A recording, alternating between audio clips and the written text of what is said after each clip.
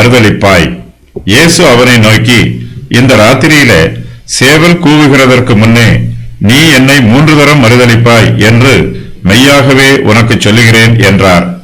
இயேசுவின் நிமித்தம் மற்ற சீஷர்களைப் போலவே பேதுருவும் இடறல் அடைகிறான். மற்றவர்கள் இடறல் அடைந்தாலும் தான் இடறல் அடைய மாட்டேன் என்று பேதுரு பெருமையாக பேசினாலும் அவனும் இடறல் அடைகிறான். சோதனை வேளையில் மற்ற சீஷர்களை விட தான் இயேசுவை விட்டு ஓடிப்போகாமல் அவரோடு கூடவே இருப்பதாக வாக்கு பண்ணுகிறான். ஆனால் சோதனை வேளையில் மற்ற சீஷர்களை விட பேதுருவே இயேசுவை அதிகமாக மறுதலிக்கிறான். இதை சொல்லும்போது மெய்யாகவே உனக்கு சொல்லுகிறேன் என்று இயேசு பேதுருவிடம் தெளிவாக கூறுகிறார். பேதுருவுக்கு தன்னை பற்றி தெரிவதை விட ஆண்டவருக்கு அவனை பற்றி நன்றாக தெரியும். ஆகையினால் பேதுரு தன்னை பற்றி தான் நினைப்பதை இயேசுவிடம் சொன்னாலும் அவன் உண்மையில் என்ன செய்வான் என்பதை இயேசு அவனுக்கு தெளிவுபடுத்துகிறார்.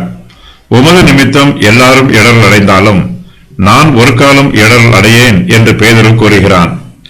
ஆனால் மற்றவர்களை விட பேதுருவே சீக்கிரமாக இயேசுவின் நிமித்தம் இடரல் அடைகிறான்.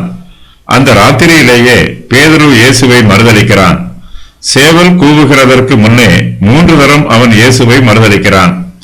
நமக்கு பாடுகள் எவ்வளவு அருகாமையில் இருக்கிறது என்பது நமக்கு தெரியாது.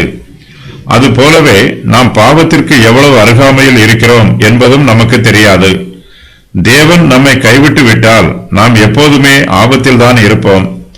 இயேசு கிறிஸ்துவை பேதுரு ஒரே ராத்திரியில் 3 தரம் மறுதலிக்கிறான். பேதுரு தம்மை திரும்ப திரும்ப மறுதலிப்பான் என்று இயேசு கூறுகிறார்.